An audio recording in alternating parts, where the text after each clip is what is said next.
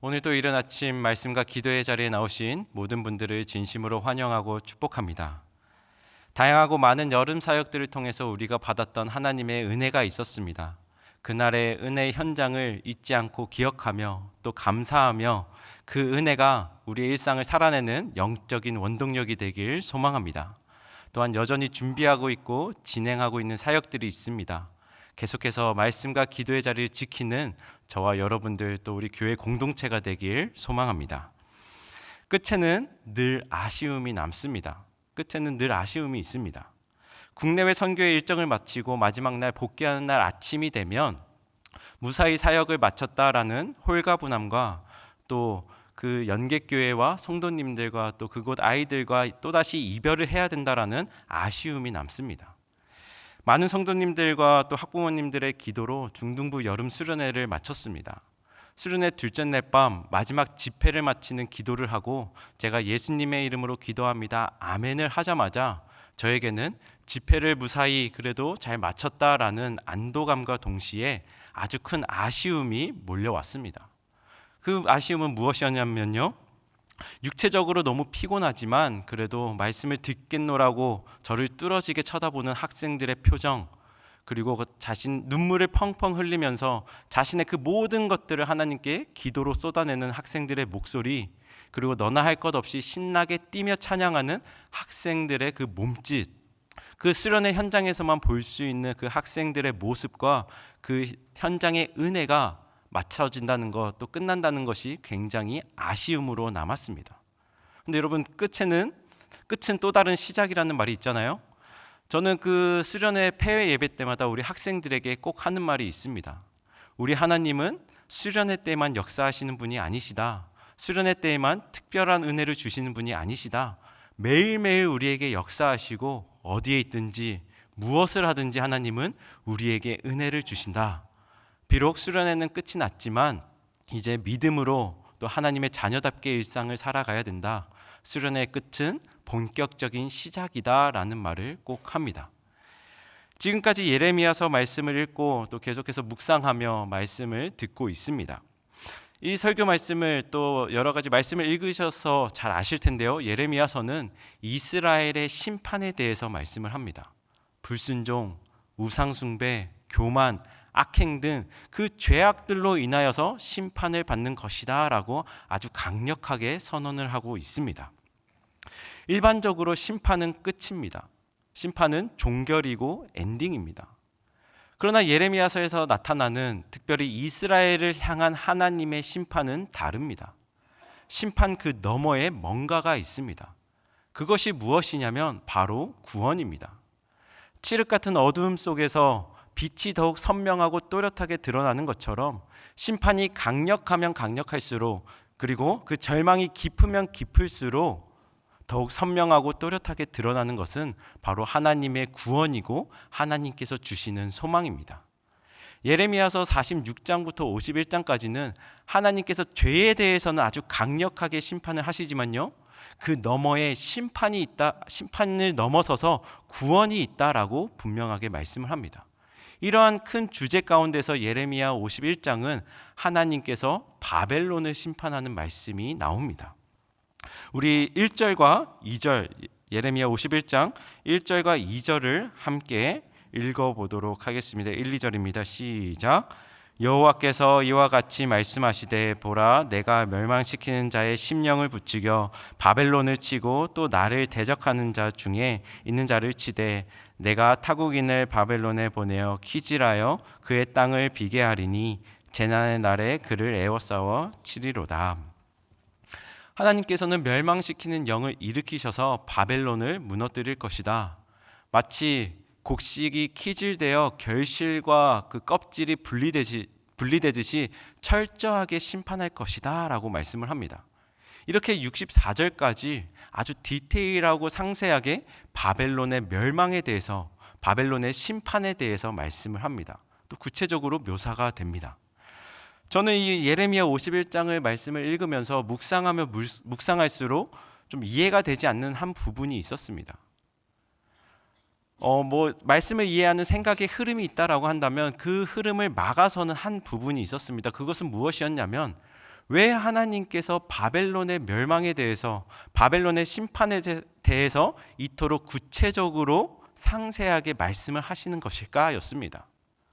여러분들께서 잘 아시는 것처럼 예레미야서는 1장부터 일관되게 묘사하고 진술했던 바벨론은 하나님께서 이스라엘을 심판하시기 위해서, 하나님이 이스라엘을 멸망시키기 위해서 사용했던 도구로 나타냅니다. 죄악으로 물든 이스라엘을 멸망시키기 위해서 하나님은 바벨론을 사용하셨습니다. 그래서 그 바벨론으로 인하여서 이스라엘은 모든 땅이 폐허가 되었고, 이스라엘 백성은 모든 것을 잃고 바벨론의 포로가 되었습니다. 이처럼 하나님께서 이스라엘의 멸망을 위해서 바벨론을 사용하셨는데, 이제 와서 그 바벨론을 멸망시키겠다고, 심판하겠다라고 구체적으로 말씀을 하시는 그 말씀을 읽으면서 그저 저에게 떠오르는 단어는 토사구팽이었습니다. 아마 토사구팽의 의미를 잘 아실 겁니다. 필요할 때 그냥 유용하게 사용하다가 필요가 없어지면 가차없이 버린다라는 의미인데, 하나님께서는 왜 이렇게 말씀을 하시는 것일까? 오늘 본문에서 하나님까지는 이전까지 이스라엘의 심판을 위해서 바벨론을 사용하셨는데, 이제 와서 구체적으로 바벨론의 심판에 대해서 말씀하시는 이유가 무엇일까가 궁금했습니다. 사실 하나님께서 그렇게 하시겠다라면, 그냥 그것이 하나님의 마음이라고 한다면 사실 우리는 더 이상 할 말이 없습니다. 그냥 그렇게 되는 거고, 그냥 그렇게 진행되는 겁니다. 그렇다면 이렇게 일방적인 하나님의 주권을 드러내기 위해서 바벨론의 심판에 대해서 이렇게 구체적으로 말씀을 하시는 걸까요? 여러분, 오늘 말씀을 보면 주권에 대해서, 하나님의 주권에 대해서 이야기가 나옵니다. 기본적으로 주권이라는 것은 하나님께서 하나님의 뜻과 계획대로 이끌어 가신다, 하나님의 방법과 타이밍대로 인도하신다라는 의미입니다. 오늘 본문에 이러한 주권적인 하나님이 구체적으로 어떤 분이신지 두 가지를 통해서 말씀을 합니다. 첫 번째는 공의로우신 하나님이십니다. 11절 말씀을 우리 함께 읽어보도록 하겠습니다. 시작.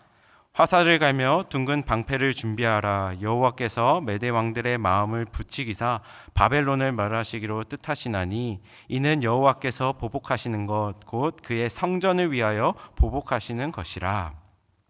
11절 말씀을 보면 멸하시기로 뜻하셨다, 보복하신다라고 말씀을 하시면서 하나님께서 바벨론을 심판하시는 분명한 이유에 대해서 말씀을 하십니다. 11절 말씀을 보면 그들이 하나님의 성전을 파괴했기 때문입니다. 이어서 13절 말씀을 보시면 재물과 같이라고 하면서 재물과 같이 욕심과 탐욕과 교만 때문이라고 말씀을 합니다. 그리고 이어서 17절 말씀이 중요한데 17절 말씀을 함께 다시 한 번 더 읽어보도록 하겠습니다. 읽겠습니다. 사람마다 어리석고 무식하도다. 금장색마다 자기가 만든 신상으로 말미암아 수치를 당하나니, 이는 그 부어 만든 우상은 거짓이요 그 속에 생기가 없음이라. 즉 그들이 만든 신상, 우상 숭배 때문입니다. 이처럼 성전 파괴, 탐욕과 욕심과 교만, 그리고 우상 숭배라는 이 죄에 대해서는 하나님께서 반드시 심판하신다라는 것을, 죄에 대해서는 반드시 심판하시는 공의로우신 하나님이심을 알 수가 있습니다. 그리고 하나님께서는 어떤 분이시냐? 두 번째는 사랑하시는 하나님이십니다. 바벨론뿐만 아니라 이스라엘도 참 많은 죄악들을 지었습니다. 예레미야서를 보면 하나님 앞에서 이스라엘 백성들이 행했던 죄악들, 이루 말할 수 없는 그 죄악들이 열거가 됩니다. 대표적으로 하나님이 극도로 싫어하는 우상숭배, 그리고 하나님의 말씀은 듣지도 않고 믿지도 않고 의지하지도 않은 채 그저 가짜 선지자, 가짜 예언자들만 믿고 따르는 그 악행들, 그리고 가난한 자들을 억압하고 고통을 가하는 그 수많은 악행들 뿐만 아니라 그저 세상적인 가치와 기준을 추구하며 살아가는 교만과 자만, 그런 수많은 이루 말할 수 없는 죄악의 모습들이 이스라엘에게 있었습니다. 하지만 하나님은 그런 이스라엘을 버리지 않으셨습니다. 나는 너희를 버리지 않는다. 나는 너희를 버리지 않는다.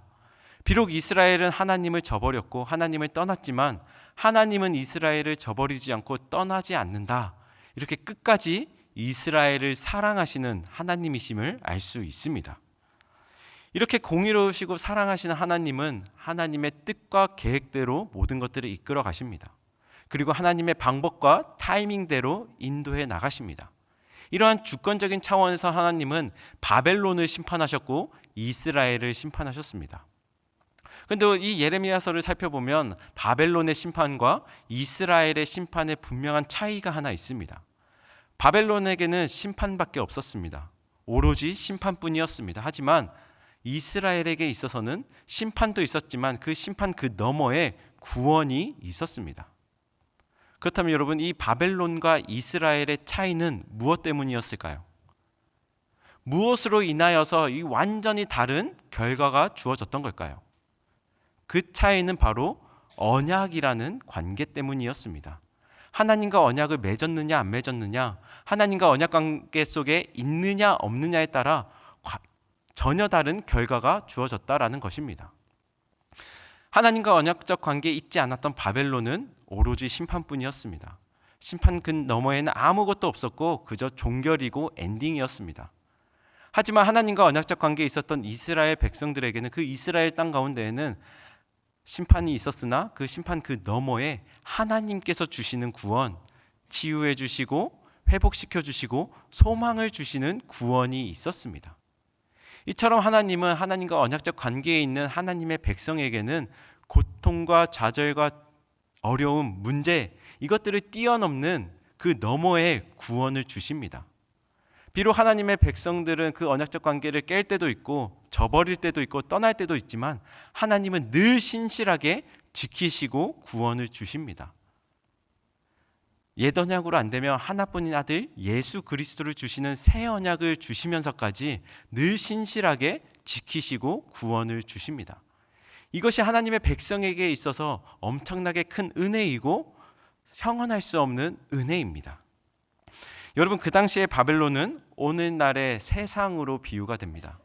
세상은요, 우리에게 엄청난 상처와 아픔과 눈물을 줄 때가 많이 있습니다.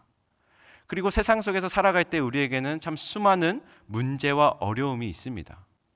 그로 인해서 어떤 사람은 좌절합니다. 절망에 빠집니다. 일어나지 못합니다. 어떠한 희망이나 기대조차 품지 못합니다. 하지만 어떤 사람들은 좌절하지 않고 일어섭니다. 절망하지 않고 이겨냅니다. 그리고 마음 가운데 어떤 희망과 기대를 품게 됩니다. 이 차이는 어떤 것으로 나타나는 걸까요? 어떤 것 때문에 이런 전혀 다른 삶의 결과가 나타나는 걸까요? 그것은 딱 한 가지입니다. 바로 하나님과의 관계입니다. 그저 세상적인 돈, 명예, 지식, 힘, 능력과 같이 세상적으로 믿는 구석이 있어서가 아니라, 인간적으로 의지할 만한 것이 많아서가 아니라 오직 한 가지, 하나님과의 관계 때문에 그렇습니다. 하나님과의 관계 속에 있느냐 없느냐에 따라 완전히 다른 삶의 결과가 나타나게 된다라는 것입니다. 어떤 과학자가 책을 인용하면서 이런 말을 했습니다. 관계는 서로에게, 상대방에게 예측 가능성을 주는 것이다 라고 말을 했습니다. 사랑하는 사이일수록 어떤 상황에, 어떤 환경에, 어떤 순간에 내가 어떻게 행동할지에 대한 예측을 가능하게 해줘야 된다. 크고 작은, 또 작고 사소한 약속들을 지키면서 신뢰를 줘야 한다라고 말을 합니다. 이 예측 가능성이라는 것은 쉽게 말해서 그저 신뢰이고 안정감입니다. 그래서 상대방에게 내가 어떻게 행동할지 예측 가능성을 줄 때에 그 관계가 친밀해지고 깊어진다라고 말을 합니다. 여러분, 하나님은 이런 차원에서 우리에게 늘 예측 가능성을 주십니다. 하나님께서 우리에게 주시는 예측 가능성은 바로 언약입니다. 내가 너의 하나님이 되겠다. 너는 나의 백성이 되어라. 이 언약적 관계에 있을 때에 내가 너의 모든 것들을 인도해주고 이끌어주고 내가 너와 함께하겠다. 하나님은 이 언약을 늘 신실하게 지키십니다. 얼마만큼 강력한 의지로 지키시냐면 오직 하나뿐인 아들 예수 그리스도를 주시면서까지, 그 목숨을 주시면서까지 늘 신실하게 지키시며 우리에게 예측 가능성을 주십니다. 그렇다면 우리의 삶은 어떠해야 될까요? 우리의 모습은 어떠해야 될까요?